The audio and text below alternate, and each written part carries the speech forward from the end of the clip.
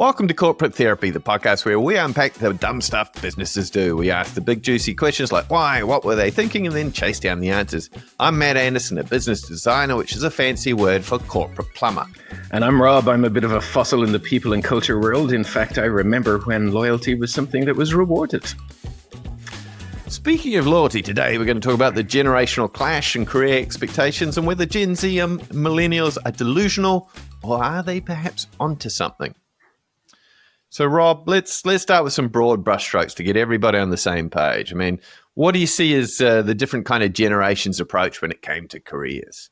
Well, I mean, I want to start off by saying, Matt, that I realize we're on some pretty dangerous ground here. We're on some pretty thin ice, right? We're both Gen Xers, the generation that was so terrifying they couldn't even give it a name. So we're going to spend a bit of time talking about some boomers. I doubt we've many boomer listeners, but we've certainly got a couple of millennials and a few Gen Zs. And I'm going to do my very best to be as respectful as possible and not just be the grumpy old man who's bagging out on the generations that follow.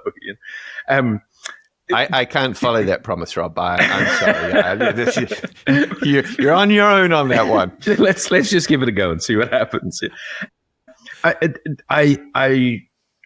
guess my dad was one of my key role models when it came to understanding what life in business was like. And he was very much the boomer.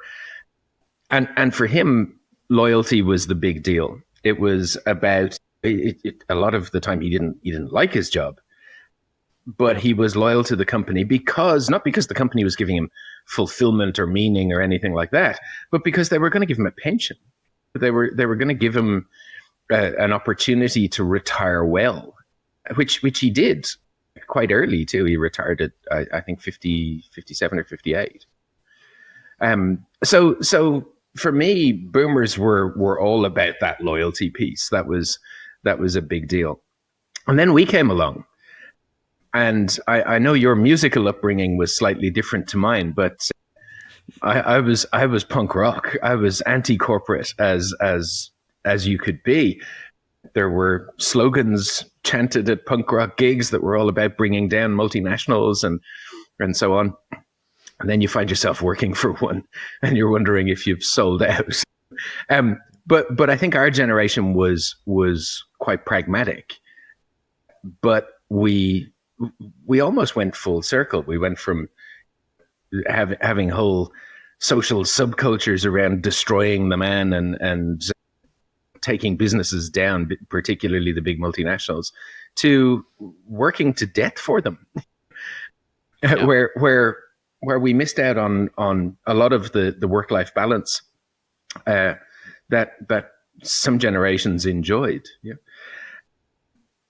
Then with the millennials, I think there was a real vibe there around meaningfulness in work, some sort of meaning, some sort of purpose in work. Something that I heard Dan Pink speak about a long time ago, but the importance of meaning was really there.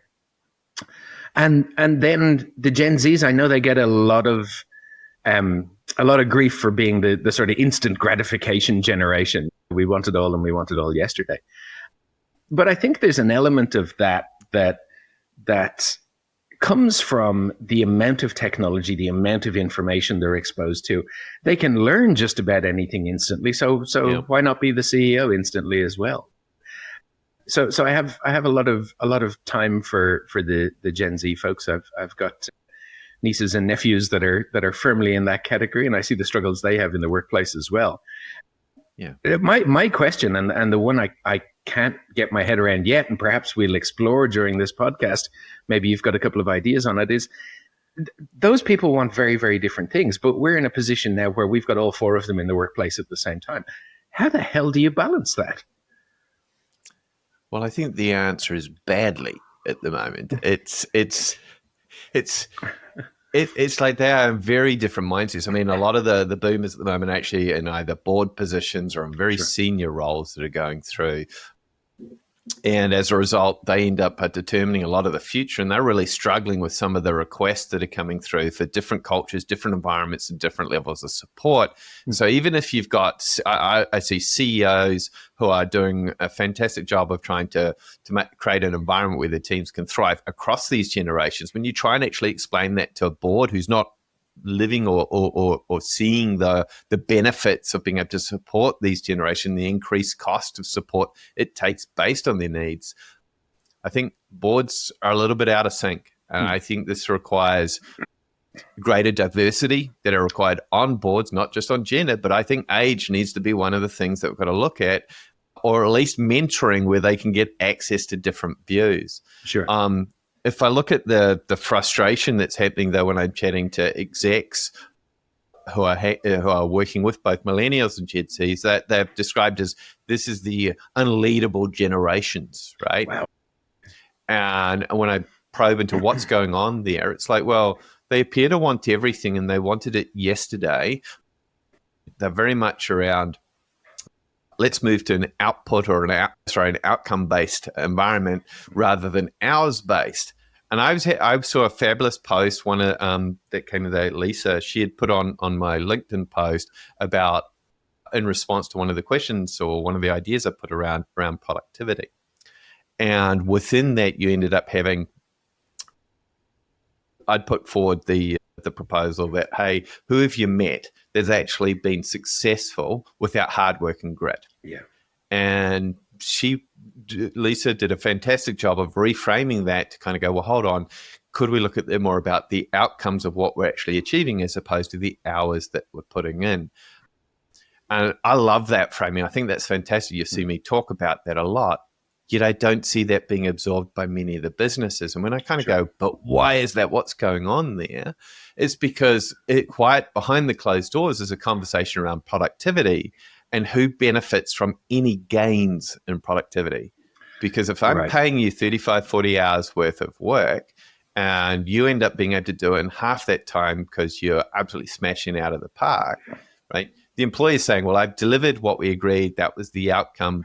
I'm going to do other stuff now that works for me. Whereas the employer is saying, well, hold on, I'm paying you for those entire hours that are coming for. I expect then that we can move you on to something else. We're going to reward you with more work. Sure. And I think Lisa was challenged very much around okay, but that's a pretty old mindset. I'd argue that's the current mindset. That's why the tension's kind of sitting right now is between the generation saying, hold on, if we agree on outcomes and I deliver that, shouldn't I, as an employee, be able to take those benefits versus an employer? No, hold on. If I invest in technology, if I invest in your training, if I invest in your career and you get better at what you do, I should bank the rewards of that, right? The productivity gains. And I think that's the rub or the tension we're seeing around very different mindsets coming into the workplace. But Rob, we were chatting the other night when you whispered into my ear and you said, Matt, there's something about the great bargain. And can you tell me a bit more about that? Yeah, I can't claim credit for this at all. This was an article that I read from the Ethics Center, which was written by a gentleman, and I mean that in all sincerity, an absolute gentleman, by the name of Dr. Tim Dean. I was fortunate enough to work with Tim for a while and met him at a couple of social events as well. He's a good dude. He's a philosopher, like an actual doctor of philosophy. And he's also a science communicator, but he does some articles for the Ethics Center as well. And he did one on what he called the Great Bargain and the rise of Donald Trump. Now, I know I said at the start that I was nervous that we were on thin ice, and I certainly don't want to make the Corporate Therapy podcast political in any way. But I think it's fair to say that there were a lot of people that were kind of surprised by the fact that the Donald made it in a second time. I was one of them, if I'm honest. I was like, how could 72 million American people vote for somebody who, if we're honest, we know is a pathological liar. We know is not the upstanding moral man that he makes himself out to be. But you know, who am I to judge? But the interesting thing was for me was that over half of the US that voted for Donald Trump. And Tim's explanation of it was this was to do with the Great Bargain. Okay. And the Great Bargain, he says, pretty much every culture has its version of the Great Bargain, the American dream, the Great Australian dream, where you're going to have a nice house and a white picket fence and all of this sort of stuff. But we talk about the dream from its outcomes, not from the bargain that gets us to those outcomes. But the bargain was, if you go to school, go to university, work hard, climb the corporate ladder, get married, have a kid, all of this sort of stuff, obey the law, society will reward you with a successful life. And the problem now, particularly in the US, but pretty much all over the world, is that we do those things. We go to school and we go to university and we work hard and we climb the corporate ladder and we get married and we have a kid and all of this sort of stuff. And we're struggling. We're struggling really hard. The inflation has been at ridiculous levels. The wages growth is practically non-existent. Everybody's being made redundant or restructured or what have you. So society isn't picking up its part of the bargain, which is, I promised you a successful life if you did all of these things. So we rebel. And we rebel against the very people that were supposed to deliver that bargain, which are usually career politicians like Kamala Harris and Hillary Clinton and so on. And we go with somebody like the Donald, who has the same amount of outrage about the fact that the bargain hasn't been delivered on as we have. So he gets a lot of votes that way. And I thought to myself, that's a way of describing it that allows me to not go, why is half of America mental? And it made sense to me. It was a logical way of being able to understand what I thought was a pretty illogical thing. And then I started to wonder, what if it's the same in business? Yep. What if we say to people, work hard and we'll give you the gold watch if you're a boomer, or work hard and we'll give you the flexibility if you're a Gen X or a millennial.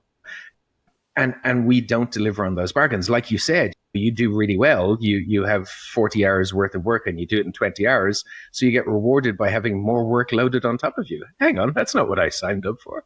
Yeah.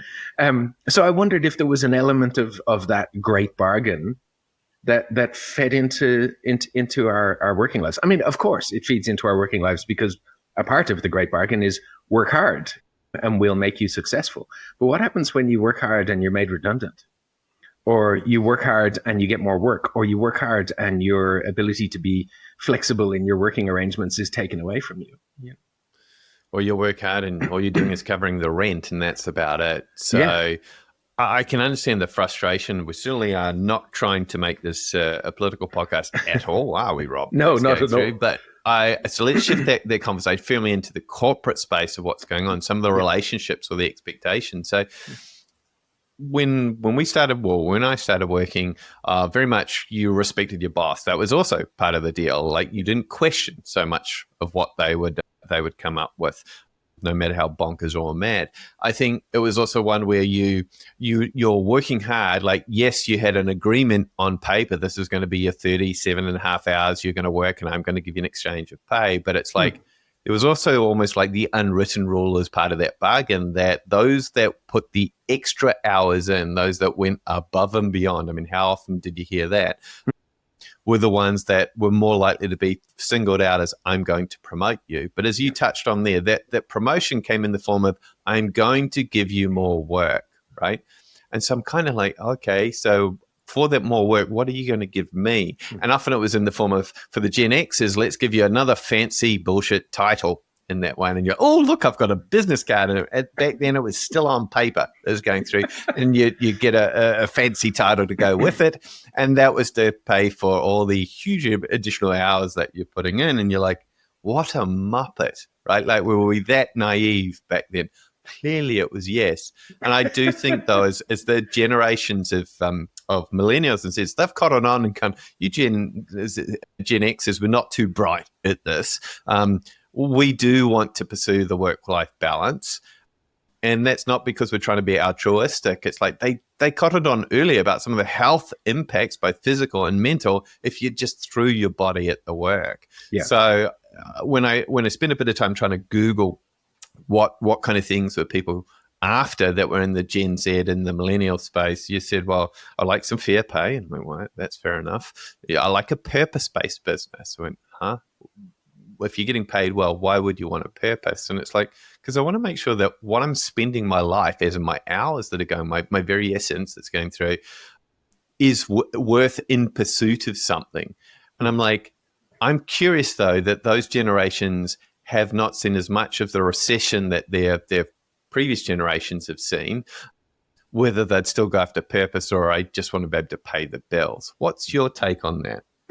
I remember being in Dublin and seeing an old woman on the bus. There's a good bus system in Dublin. We take the bus pretty much everywhere. And there was a young girl, it couldn't have been any more than, I would say, 19 or 20. And she was crying on the bus. And this old woman just leaned into her and said, love, is this your first recession? So we do have a lot of experience with the economic downturns and so on. I think I don't know, Matt, is my answer to this. I think there's an importance in. So I go back to Dan Pink's talk from 2006, I think it was, one of his famous TED Talks, where he spoke about autonomy, mastery, and purpose.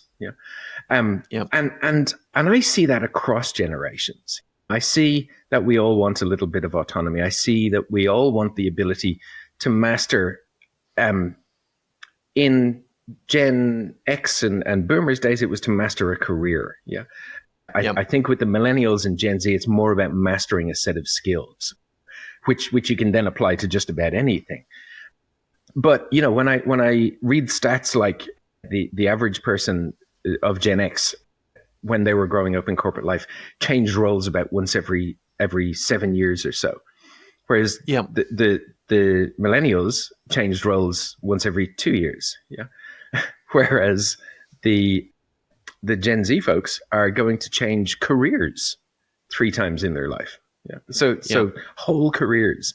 And I think it's just because they're a little bit more flexible in what they want to master. We wanted to master a particular job or a particular career or whatever it was, whereas they're mastering a set of skills that are much more, allow them to be much more flexible. But we wanted autonomy, mastery, and purpose. Those were the 3 things that Dan Pink spoke about. And he spoke particularly about autonomy, where he started to talk about things like the results-only work environment, where, you didn't have a set schedule. In fact, there were no schedules. Meetings, if they existed at all, were optional. You had a set of objectives to do, and nobody cared how you did it. Or when you did it, or how you did it, as long as it got done. It could come across as very Machiavellian, I guess, but it was something that I really gravitated towards. I thought that's kind of cool, and if more organizations did that, people would have a lot more purpose, a lot more loyalty, all of the things that we value. But I remember showing it to a group of execs in 2023 and them going, wow, that's groundbreaking. And I'm like, it's been around for a while now. And Dan's got the science and ain't nobody listening to him. But it was when I spoke to you about it, about this, the productivity saving and who does that go to, that I went, oh, there's a deeper contract here that I'm missing. I think, oddly enough, that the reason I gravitated to that TED Talk so much was because there was a little bit of anarchy in it. I'll do it my way, and I don't care what the man's telling me. But when the savings come in, who gets to bank them? Is it me or is it the man? And I think there's an interesting little unwritten contract there that applies to all of the generations, but just in different ways. Because when I look at what else the millennials and Gen Z were asking for, like inclusivity was one of them, and it's like this notion of I want to be able to be involved in decision making. I want to be involved in the communications and closer to it. It's really interesting. I had a chat with a product manager recently, and she said, I asked her, why did you want to become a product manager? And she goes, because I get to make decisions, right? And it was like this exciting. That's a role that doesn't mean I'm having to be as the senior in the organization or necessarily needing to lead people, but I get to make decisions. And this was an exciting moment for her to be in that role. I'm like, okay, because that shift of trying to be in the ivory tower is the only one that can make decisions, to know I would like to be included in part of that. What's interesting, though, is when we run workshops and strategy days and sessions, and we try and make it an inclusive environment where the execs and the frontline or the shop floor are having the opportunity to all rustle and hustle around what the solutions can be. We're trying to make it as open as possible, because both have different lenses that they can look at the business, and both that are required to get a balanced outcome. But you can see it, for me at least, I find it's quite a bit of work to get many leaders to be that open or that vulnerable or that willing to listen to their teams and think they have something to offer. It's almost like, no, we're strategic, they're tactical. I hear that language a lot. What's been your experience in the inclusive side of things and involving different generations there, Rob? Yeah, I've seen that gap as well, that strategic versus tactical gap. And weirdly, I've seen people wanting, folks, we were talking in one of our last podcasts about the unicorns that businesses are looking for. Yeah. I saw a head of people and culture role yesterday on LinkedIn, where it was this person is going to need to be really strategic, but also tactical. I was like, how about pick one? And I get what they were trying to say. You've got to be strategic, but you've also got to be prepared to roll your sleeves up, because it's a reasonably new organization that you're going to be expected to put a bit of time in on the ground as well. But I think we expect that of a lot of folks in our businesses, that we want them to be the perfect mix of strategic and tactical. But as you said, you came across somebody who wanted to be a project manager because there was decision making involved. Yep. I think a lot of the time, what we're trying to do is find the perfect level of decision making that we're comfortable with.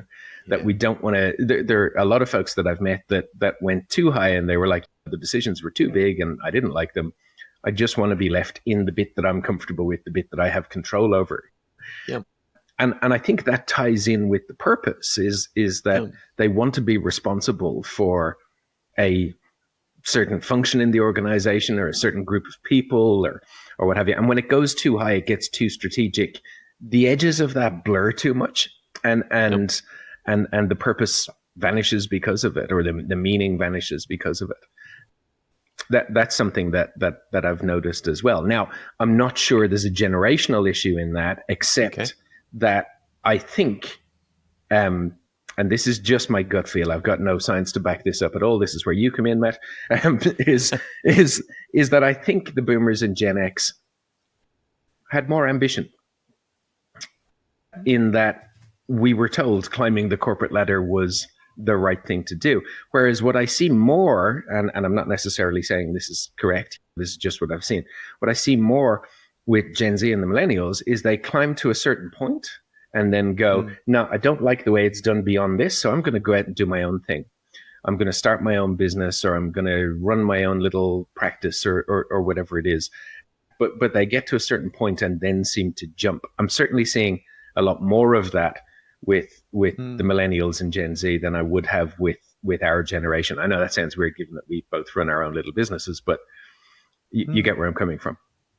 So I'm just thinking about that, like that you believe potentially, no evidence, that the millennials and Gen Z are less ambitious that are going through. Is that what I'm hearing? I think perhaps less ambitious is the wrong way to put it. Less focused on climbing the corporate ladder at all costs. When my dad's generation was all about you got promoted because of tenure. So that was what drove the loyalty. You hung around long enough that you got promoted, and they had very little interest in whether you could actually do the job. It was whether you'd been around long enough. Whereas my generation and yours, it was very much about we were being promoted, we thought, based on merit. My sister, who's a psychologist, tells me the meritocracy is a lie, which changed my entire worldview. She said it's just luck. In that case, I was very lucky in the corporate world. But we were pushed into you should be chasing your next promotion. You should be.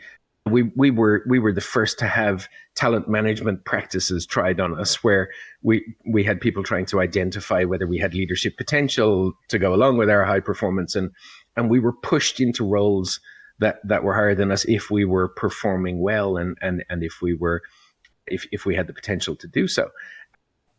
I think the millennials and Gen Z seem to be less interested in climbing the corporate ladder for the sake of climbing the corporate ladder. Yeah. They'll get to the point that they want to get to, and then they'll jump, you know?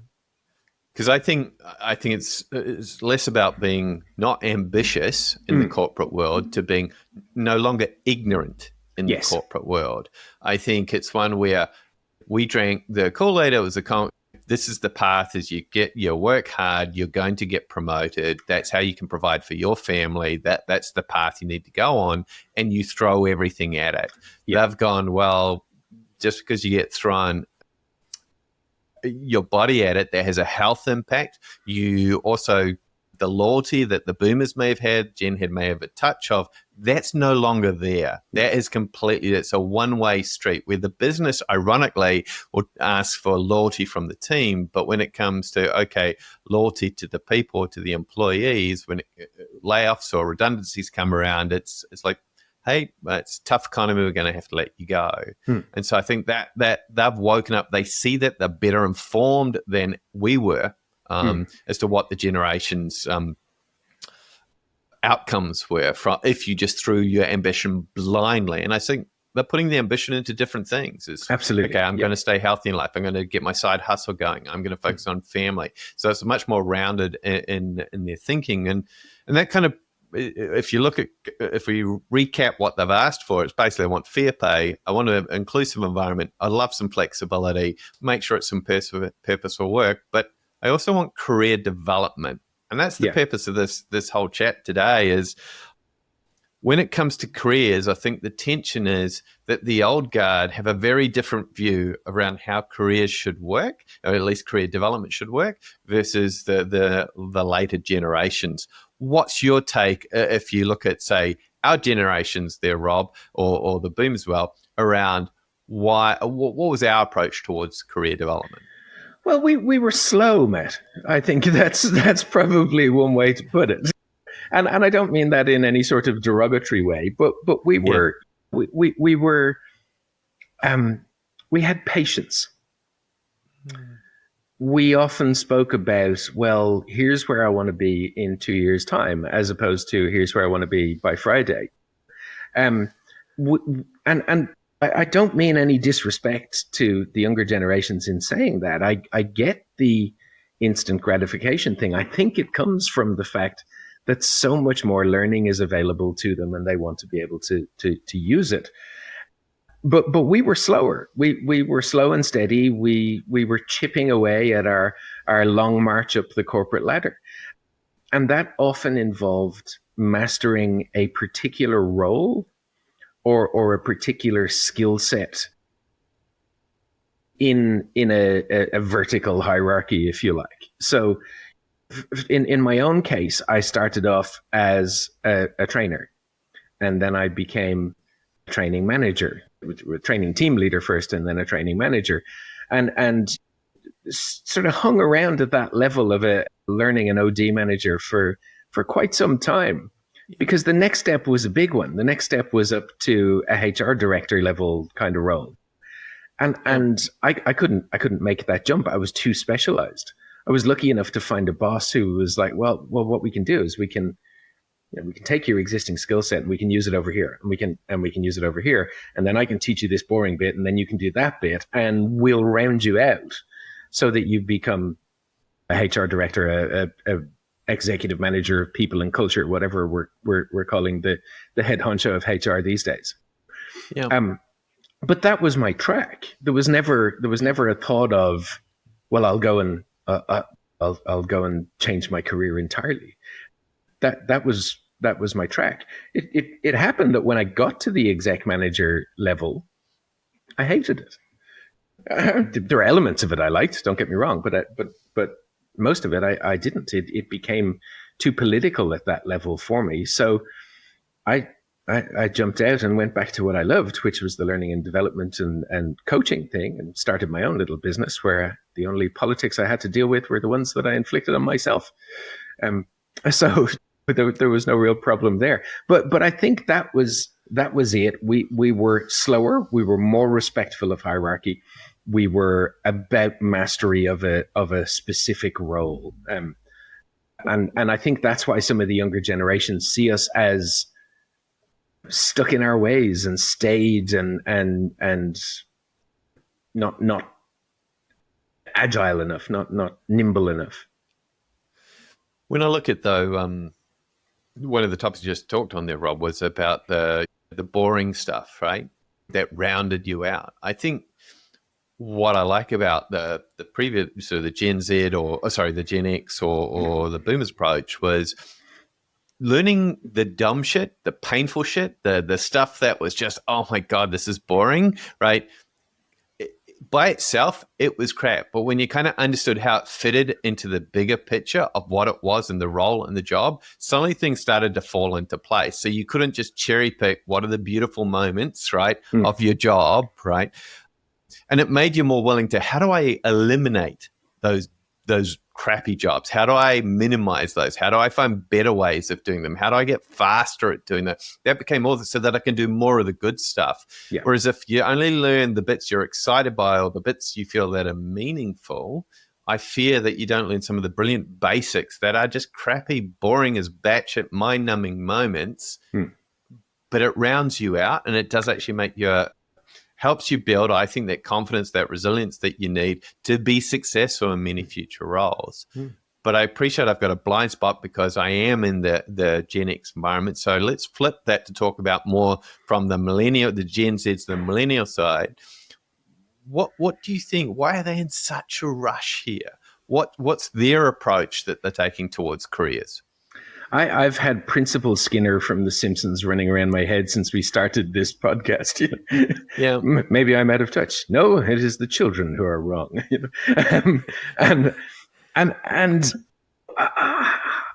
I don't know, mate. I think that the one thing that I've picked up on is, I have a niece who's just finished university, entering the workforce now, doing great for herself. Already landed her first promotion.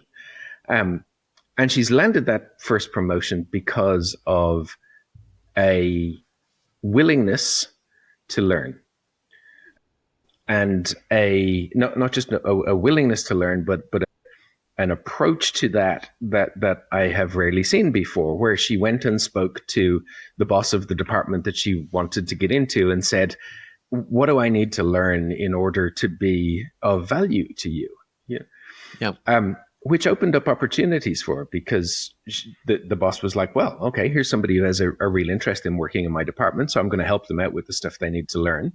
And I'm also going to see if I can mentor them a little bit. So she got her learning approach. She got the mentorship. She got her ambition on the table, if you like, and then went out of her way to learn everything that she could about that department and showed that to the person who she wanted to be her boss. I think that's the difference between their generation and ours, is the access to learning that they have, and the ability to use is monstrous. Even if my dad saw the potential of that when he was using YouTube to try to find out how to fix something, and he was like, God, if YouTube had been around when I was a kid, I'd have been unstoppable. and I got that. Yep. But my niece's generation, they've grown up with this, and I'm not just talking about YouTube. Obviously, that's more our generation. Yeah. But even things like micro learning on TikTok, and Instagram and stuff like that. The micro learning approach, when it's used well, gives you a pretty rounded out set of skills. Yeah, very quickly. And if you are lucky enough to have a person in the organization who will act as a bit of a mentor to you, give you a shot, give you an opportunity to put that learning into practice, well, then the instant gratification thing makes sense. I know all of this stuff. Set me free. Let me use it. Yep. So I think there's a real on-demand learning thing in place. And I think that's not necessarily a bad thing. I haven't quite rounded out my thoughts on that yet, but I think that's one of the reasons. But what I loved about the example there was you talked about she had the courage to kind of say, "Hey, what can I learn that's going to help also the organization? What's going to help?" So I think learning is certainly changing how we're learning the access to information. But I think the other thing that's changing that's forcing millennials and Gen Z to adapt is just look at when they landed and whether your millennials landed during the financial crisis of 2008, right? Like uncertainty was toast, right? It was an environment where you didn't know which way was up. You were end up coming to an environment where, can I please be grateful for getting a job? So the need to say, hold on, they also, when they looked at some of their older generations that were being tossed out the door, that's like, how do I protect myself from being indispensable, from being in an environment where if I can't be indispensable, I can be flexible enough to move into other careers or into other gigs. So they are on a mission to be able to build skill sets, a portfolio of capabilities, as opposed to it all narrowly fits within one craft. And that gives them choices and options. And we also have to look at the types of roles that are more prevalent. They have more a digital or technology bias with the ability to spin up whole new businesses in a blink, right? As opposed to manufacturing or more capabilities that required a longer burn time to get up and running. So the millennials came in 2008 sort of thing, hyper time of panic. Fast forward to when did Gen Z come in? Oh, crap, it was the COVID pandemic, right? And we wonder why this is one of the most anxious generations that we're actually seeing is you've got uncertain environment where there was no playbook, no rules that were going on at all. And that coming into a workforce where, frankly, every generation's trying to still learn about how does hybrid work? How do I lead in that environment? How do I show that I'm top talent in the environment? And what do career developments look like in a hybrid-based environment? So, I mean, what's your thoughts on that one, Rob? The career development in a hybrid-based environment, I mean, I think the hybrid environment has thrown us all for a loop. Yep. I'm not sure that we have the first idea of what career development looks like in a hybrid environment. I mean, I would certainly say that's true of a lot of leaders. I think we need to get our heads around what the hybrid environment means rather than falling back into our old mindset of if I can't measure it, I can't manage it. If I can't see it, it's not happening. I need people back in the office so I can build culture, all of that sort of stuff. We have no idea how to manage that. We've done a podcast on that where we've given a few tips and pointers on how you might make that work. But at the same time, you know, we do need to get our heads around the fact that this is new. This is going to take us some time to work it out. I liked the way that you were thinking there about make yourself indispensable. That was something I heard throughout my career. And at one point I said to a boss of mine, well, what I'm trying to do is make myself indispensable here. He was a fan of Predator and hit me with the line, "You're an asset. You're an expendable asset." You know? And he was joking, but it was true, right? It was we used to call people human resources, right? Resources that just happen to be human that we can use as we see fit. We were expendable. And the idea of being indispensable, I think, is something that the millennials and Gen Z have thrown aside. They realize that they're not indispensable. They realize that most organizations will use people to balance the books. You said the line earlier, it's a tough economy, we're going to have to let you go. That's using people to balance the books, which is something, it wasn't that long ago that we started doing that. We used to use the numbers to try to keep the people, but it's flipped the other way. So I think one of the things that they realize about their development as talent is that the hammer could fall at any point. Restructures, redundancies, all of those things are leaving them in a position where job security is something that they just don't believe in, and perhaps nor should they. You know, so given that they've got they've seen the impacts of financial challenges, that you are an asset, you are dispensable. What else is happening in the environment that may be shaping some of their behaviors? I mean, the one that I love to get your take on is the role that social media plays, the role the comparison culture plays. What's your thoughts on that? I mean, in all honesty, Matt, I reckon you would need a psychologist on that one.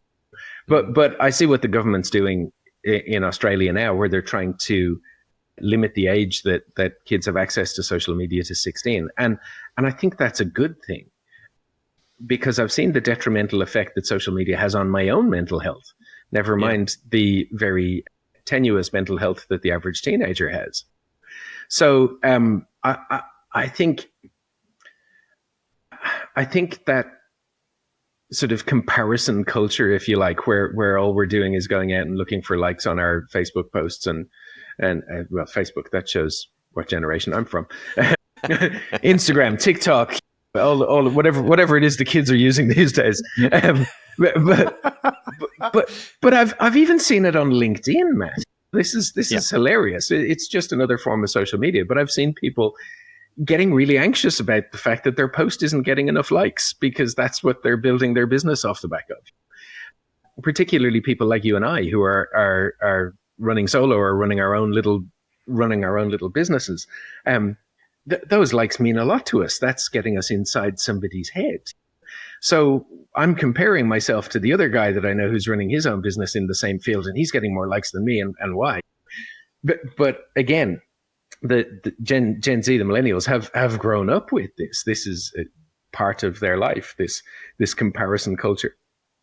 So I think that has a detrimental impact in the fact that they're always comparing themselves to others, when in fact what you should be doing when you're trying to develop a career is comparing yourself to you yesterday and going, am I a little bit better than I was then? You know?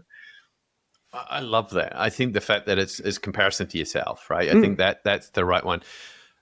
But I pause and I look at for better or worse, I jumped onto TikTok and got an understanding of it, just to see what all these youngins were trying to get to grips with, and discovered I couldn't dance. But at the same time, there was almost like instant answers. This is instant ways of being successful.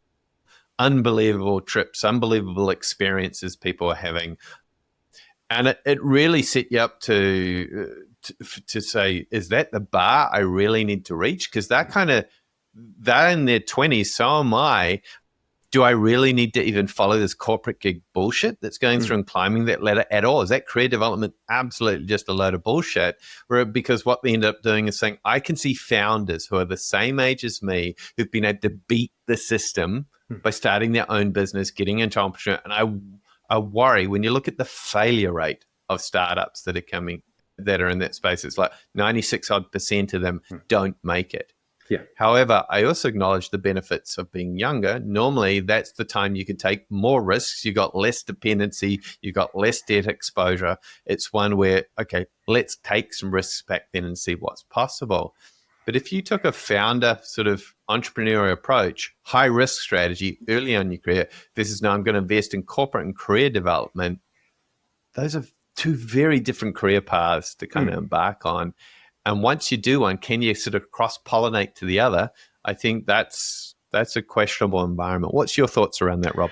Yeah, I think that's an interesting one, because having made the jump from corporate to running my own little business, I don't think I could have run my own little business without all of the experience that I gained from corporates along the way, good and bad. Yeah. I often joke when clients tell me that I charge a little bit too much. They're like, well, I'm not paying that for a one-day training course. I'm like, no, you're not paying that for a one-day training course. You're paying that for 28 years of experience. You know, and that's genuinely how I think about it. Is there are not many people who've stayed in learning and organizational development as long as I have, and learned as much as I have along the way. So that's what you're paying for. But when you see all of these founders on TikTok going, I've just beat the system, and here's how you can too. Yeah, I look at it and my cynicism kicks in at that point, and I'm like, you still going to be here in a year? because the vast majority aren't. Like you said, 96% of startups fail. I remember when I had my a meeting with my accountant and financial advisor a year into running my own business. He was like, "Congratulations." And I was like, "Why?" He goes, "Well, because 80% of people don't make it this far." And I was like, hold up. I'm not an innovative new business. I'm just a little training and coaching consultancy. And he was like, "Yeah."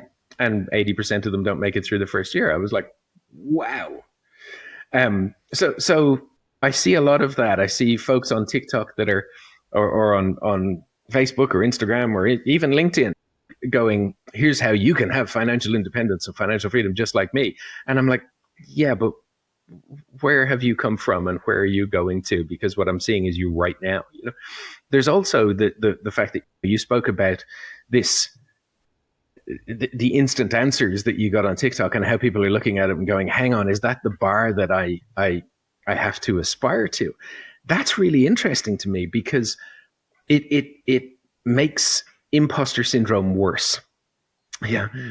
The reason we have imposter syndrome is a psychology concept called the disgusting self, which basically means I know what goes on in my head. Yeah, you don't.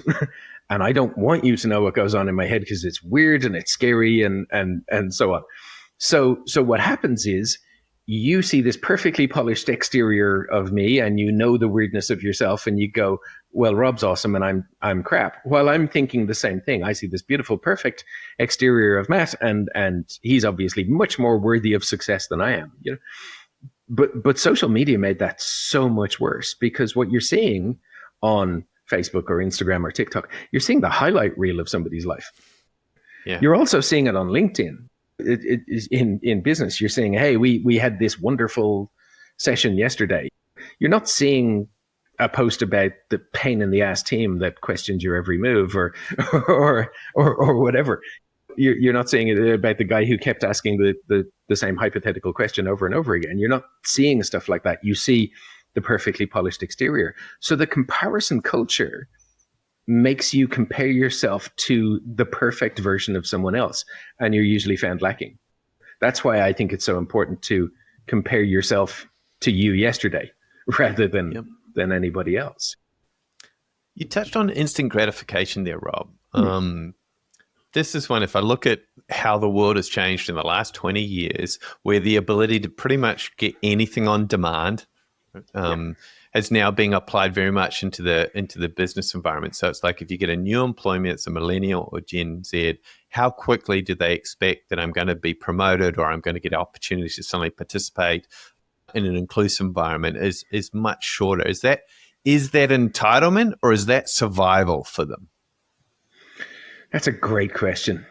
My gut feel, and again, I don't have the science to back this up, is there are probably elements of both in there. There's probably elements of survival, and there's probably elements of just I want it all and I want it now.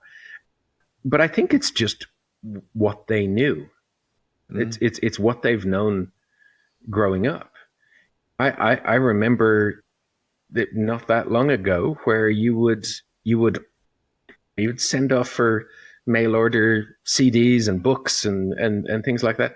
You'd happily wait a couple of weeks until they got there. Now it's Amazon's next day delivery, or you can order something today and it'll be on your doorstep tomorrow. We're all becoming more instant gratification. Yep. Because that's what we know now. But if that's all you've ever known, if all you've ever known is the instant gratification of being able to get stuff on demand and everything's on demand, well, then why don't careers fall into that category too? Why can't I have a career on demand? So I think there are elements of it that are certainly survival mode, in that I have a new job. I want to learn everything that I can here so that I can start climbing the ladder and maybe get a little bit of my great bargain, get a little bit of the wonderful stuff that hard work brings. But I think some of it is also just this is what I've known and loved as I've grown up. But if I think about instant gratification, the other, and that's become prevalent in the last 20 years, so has disposal. right? The ability to make the throwaway.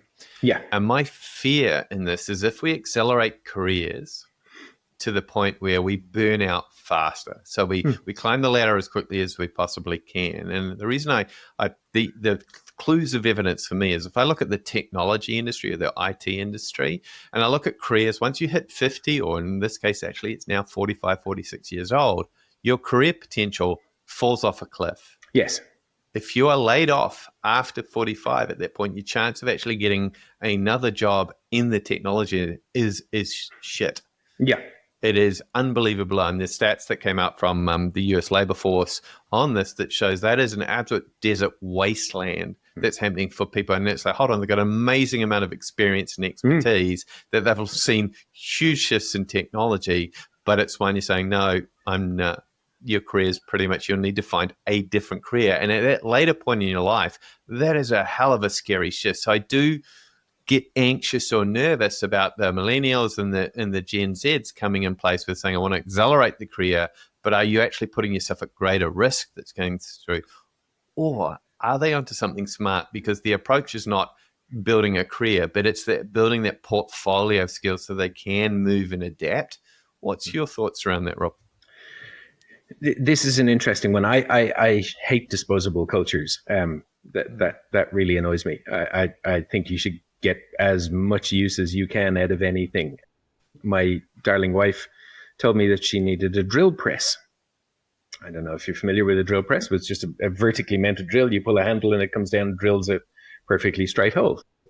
And I said, I think I saw one of those in the old shed in the house that we bought a couple of years ago. There's an old drill press there.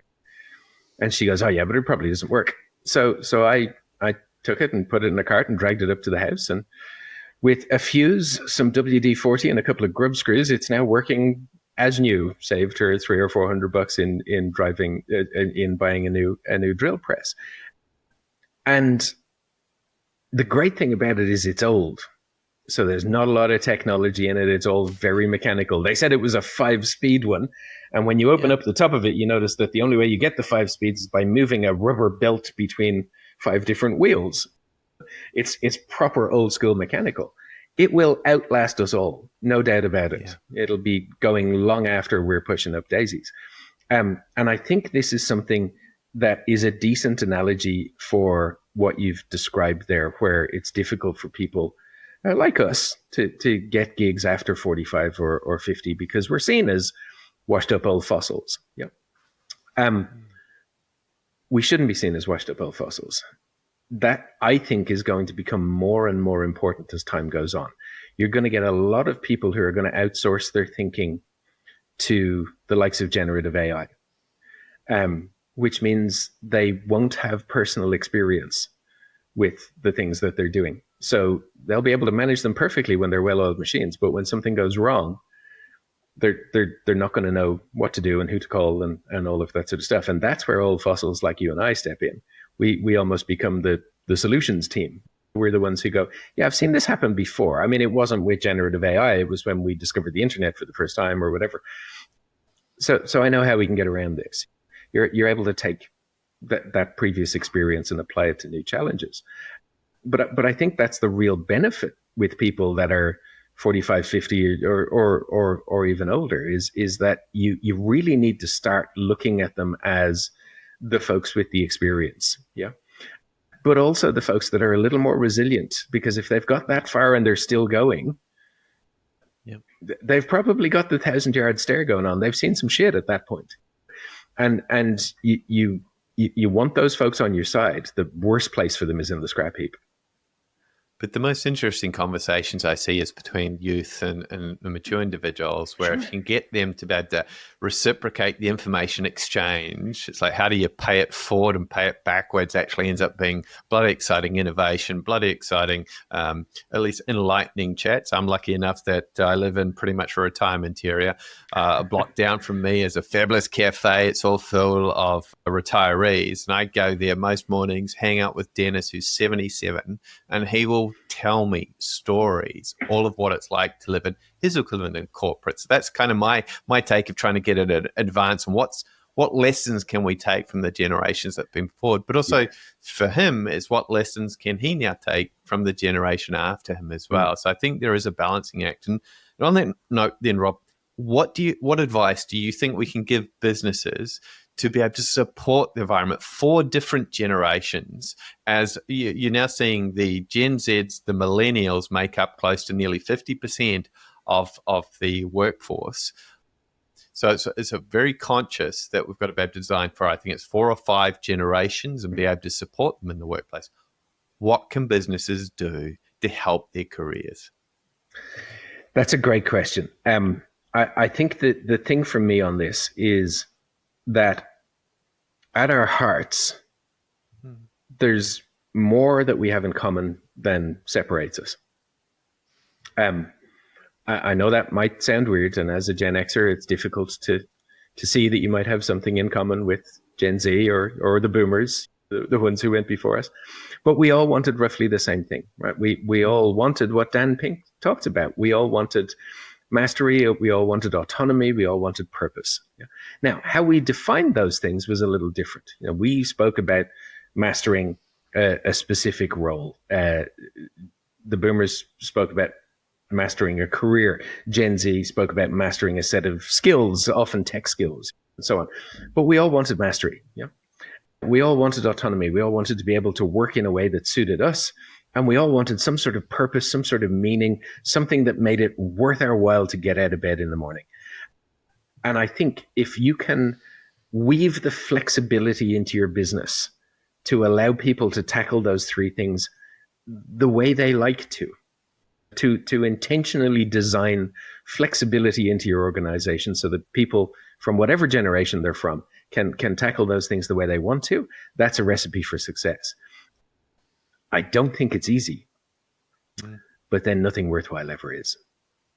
What's your take on it, Matt? What should we feed in there? Well, I've just discovered in this corporate therapy episode that Rob's decided he's going to be a statesman that's going through. He's being able to balance all sides of the equation that's in there to try not to piss off anyone along the way. Flexibility is bloody hard, and I think it's almost out of reach for some types of career. I look at contact center operations, anyone who's working shifts that are going through. So the moment you start offering for part of your team, what does that mean for others? I think is pretty rough. Doesn't mean it shouldn't be pursued. I think you're spot on. We have to run experiments. We have to actually look at what is the data telling us as to what's working, what's not. But how do people also feel? That the moment you walk into a place as to whether it just feels shit. I was on a recent Teams call with a client, and you could literally feel the environment was just toxic. It was a really challenging space to be in. So flexibility is something I think we're going to have to experiment with. We don't have the answers on that, and we need to transparently share that information, not just internally with staff, but the more externally, so we learn as a society on what actually works and what doesn't. And that notion of transparency, I think, is another thing you need to do around career development, where it's like, okay, be honest, we don't have formal careers in this environment, right? We can't, the environment moves too fast. But what we can do is we focus around what are the right types of capabilities and skill sets that is going to prime both the business and ideally yourself. And I think the ability to look at what are those jobs to be done? What are those capabilities that underlie that? And how do they kind of overlap? And having a really healthy conversation, where some of the most exciting moments in my life, in my career, have been when I've had a caring boss take a moment to learn about what I was interested that was overlapped with the company, but also would stretch slightly beyond what the company, because again, that opened up different opportunities for innovation that the company hadn't seen, especially when we're playing in technology in areas that the company had never used before. And I know they were investing in me, and that built that shared loyalty. It's like, hey, if you're caring about me and investing in me, I'm going to invest my time as an employee back into your business. And I think that reciprocal relationship was not about the relationship with the company, it was the relationship with my boss. Right? The ability, you saw me, you valued what was important to me. You're almost hardwired to become a fan in return of that individual or that leader. I mean, you've spoken about some of the relationships you've had in that way, where your boss, Angela, in this case, has absolutely had that sort of understanding of you. But I think my fear in this is there's always these bullshit promises. Like, oh yes, if you do this now, there may be at the end of this opportunity to go to this conference, or maybe this opportunity to get this learning gig. What's your take on that, and how organizations can avoid that bullshit promises? Well, that's what comes back to that grand bargain that we spoke about earlier, the great bargain. That if you make a whole heap of promises and you don't deliver on them, you end up with a revolution on your hands. And that revolution, it didn't take the form that we thought it would. But there's a general vibe of just malcontent around the world at the moment. It's not just in business. It's in political structures, it's in geopolitical instability, it's in wars, it's in hangovers from pandemics, it's all this sort of stuff. But we're all sitting back and going, hey, hold up, this is not what I signed up for. And because of that, I'm going to have a little revolution. It will take different forms, but there's going to be a little revolution. So I think businesses need to be really aware of that. If you make a whole heap of promises you can't keep, it's not long before you have a revolution on your hands. And that revolution may be that you're hemorrhaging the best talent that you've got, the people that you put a whole heap of money into developing and retaining in the organization. It may be people who are quiet quitting. I hate the term quiet quitting. Some people call that doing their job, but people who do as much and no more, and so on. So there's all these little sort of revolutions that sometimes fly under the radar. But if you keep making promises you can't deliver on, that revolution is practically guaranteed. It's funny you talk about quiet quitting and the loathing. I wanted to understand quiet quitting a bit more, because it's like, does that just mean you quietly pack up your butts and leave?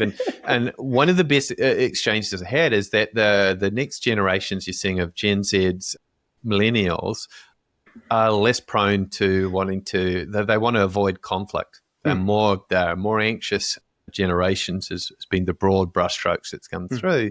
So when it even came to talk about raises, or even when it came to talk about promotions, they will not, or less likely to ask for those straight out. So it's in case you might have fabulous talent who's doing a brilliant job, you're as an employer completely thrilled with it, and they up and walk, and you're like, what just happened there? There was no heads up or signals in that environment. So it's more like the signals of this person's is missing a trick here. There's something we're not offering in this space, or there's that discontent. There's no opportunity. So the learning I take out of that as an employer, as leaders, we do need to get to know our teams really well. And we're going to have to take more of that initiative than we perhaps would have realized, because if you don't get to know your team, the danger of that awful quiet quitting is actually quite high, especially for these generations. So transparency, the ability not to make bullshit promises. You need to get to know your team from the flexibility you've spoken. But what about stress and mental health? Is that just a bonus, Rob? Well, you just spoke about the fact that Gen Z and the millennials were more anxious generations. Anxiety is a terrible thing. I spent a long time suffering with it, and it can leave you in a position where it's very, very difficult for you to get anything done. I think what Gen Z and the millennials are looking for is a little bit of proactivity from businesses. I know my bosses were all very helpful and very, very supportive when I was vulnerable enough to go, hey, I'm not doing well at the moment. I need a little break here, or I need a different way to approach this. But like you say, the Gen Z folks, the millennials have grown up more anxious. And of course they have. It's been a more anxiety inducing world in the time that they've grown up. Social media might have a lot to do with that, but that's a topic for a different day. But what they're asking is for their bosses to be a little bit proactive about it, to not see mental health as something that you react to not see something that it's something that you fix when it goes wrong. It's something that you should be maintaining all the time. You should be helping people to deal better with anxiety, to deal better with change, to have more confidence, whatever it is that they're struggling with, there should be a little bit more proactivity around that. I know a lot of organizations that are concerned about things like mental health well-being programs, because they're like, well, what's the return on it? And I'm like, well, quiet, capitalists, for a moment. Just think about it from the perspective of how much more productive this person can be when they're not freaking out about the change that's coming their way, when they're not anxious about their lack of confidence, when they're trying to talk about their latest project in front of the whole organization, or whatever it is. Whatever you can do to help them to be stronger mentally, or better at coping mentally, that has exponential returns. You just can't measure them and put them on a spreadsheet, which is why we don't like them. You know? Do you feel, though, that if you've got this anxiety, that you need this transparency for these generations to thrive? The other one they've asked for, though, is to involve me. So don't lecture me. I want you to listen to me. I want to involve me in these environments. What about when the environments are delicate? Like when, so for example, if the organization is facing really tough times, right? And so you're like, as a leader, how do I balance up how much transparency and how much involvement do I have for the Gen Zs, the Gen Xs, and the Gen Zs and Millennials in this when facing change? Because you're not wanting to freak them out, you're not wanting to scare the horses, but you do want to involve them, you do want to listen to them. So this is one of those times where our survival reactions kill us, right? We think the best thing to do is to avoid the transparency because we're not sure how it's going to end up. We don't want to freak people out, all of that sort of stuff. Yeah. And in trying not to freak people out, guess what? We freak people out because they can tell immediately when you're lying, right? And that's what we're doing, right? Let's be honest about it. If we're not being transparent with our people, we're lying to them. Yeah, we're covering something up. And if we're lying to them, they will see it straight away. We are much, much better at spotting a lie on somebody's face than we think we are. They might not be able to put a name on it. They might just go, hey, there's something wrong here. Rob's being a bit coy this week, or has he got something on his mind? I wonder if everything's okay at home. But they know something's wrong. So they start freaking out, because if you're the leader, you're the one who's meant to be the rock. Yeah. Now, doesn't mean that you have to be the rock. It doesn't mean you have to know everything and be able to do everything. It might be that you go, hey, we don't know how this is going to work out yet. And I'm a little bit wigged out about it too, but don't worry, I'll do everything I can to make it painless for all of us. Even something like that, if you've developed a level of trust with those folks prior to that's so much better to say to them than, no, nothing to see here. Or, yeah, I'll tell you about it, but not for 4 weeks, whatever it is. The transparency, as far as I'm concerned, is always the better option. Even if it's, hey, you know what, the whole place is closing down in 3 weeks. I don't mean to freak you out, but I thought I'd give you 3 weeks notice. Okay. The one spicy one I want to leave with in terms of the advice is around how on-demand learning. So the ability to actually invest in your people. Now, as an employer, when you're trying to actually get as much crap done, you're already normally stretched under your resources as the economy starts to get tight. Who should actually be paying for that on-demand learning? It's like, should it be the employee if they're really about outcomes-based learning, right? And they're saying, okay, well, I want to bank the extra 20 hours of productivity gain I got. And the employer's like, but I want to use some of that time to invest in your learning. Like, where does that fit? Like, who should be paying for the learning? So if by paying for the learning, do you mean that the employee is fitting this into the time that they're usually paid to work? Yeah. Yeah. I have been lucky. I believe I've had a very lucky life, but I have been lucky in the fact that most bosses, when I said, hey, I want to learn this thing and it's related to my work, have gone, here's the cash, here's the time, do what you got to do. Now, when I say I've been lucky, I manufactured a bit of that luck because I made sure that if I knew this was coming up, I cleared my decks as much as possible, got as much stuff done as I could. That often involved working evenings and weekends and stuff like that to go, I've got this 3-day gap. Yeah. I've also missed out on opportunities where people were like, hey, we want you to go to this conference in New Orleans. And I was like, great, I've always wanted to go to New Orleans, but I have all of this work to do and it needs to be done in 3 weeks. So I guess I'm not going to New Orleans. There have been times that you've missed out, but I certainly think it's up to the organization to pay for, free up the time for, etc., as much as possible, assuming that what you're learning is in line with your role. Or in line with a future role inside the same organization. I don't expect my boss to pay for it if I want to go and learn how to be a mechanic. Despite the fact that might make me very happy and keep me in the organization a little bit longer. It's why would your workplace pay for you to learn a skill that's likely to take you away from them? But if it's related to your role, I think it's the boss's job, it's the organization's job to pay the cash, free up the time, do everything they can to set you free to do that. Finding the return on investment on that and putting a number on it is not easy. But if you forget about putting a number on it and you start looking about the impact that it has on that individual from a health and well-being perspective, you'll see it. Well, putting numbers on that is actually a top 3 retention and traction item for both millennials and Gen Z, right? Well, so there we go. If you're not actually in that space, they're either not joining up or they're not sticking around. So I think it's no longer optional for organizations that can afford to put learning on the back burn. And on that note, I think it's probably a good time for us to wrap up here, Rob, because I didn't quite expect this to be as political as we decided. This is not a political statement. I'm sure there's a disclaimer we'll probably need to put down the bottom, reading across there.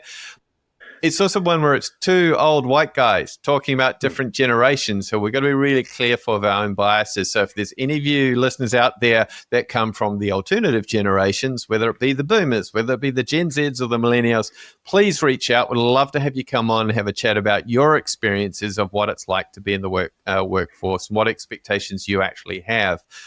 Rob, is there anything you'd like to give as a closing thought or advice for the community? I think what we've spoken about, given that we've got 4 generations in the workplace, it's messy and it's weird. But if you put some investment into it, this could be the difference between your business just functioning and your business being fulfilling for the maximum amount of people that it can be. Well, thanks for tuning in. Remember to subscribe, share, and join us for more episodes where we get the real messy stuff and dive into it so that you can get the answers you need. Keep it real and see you next week. Keep fighting the men.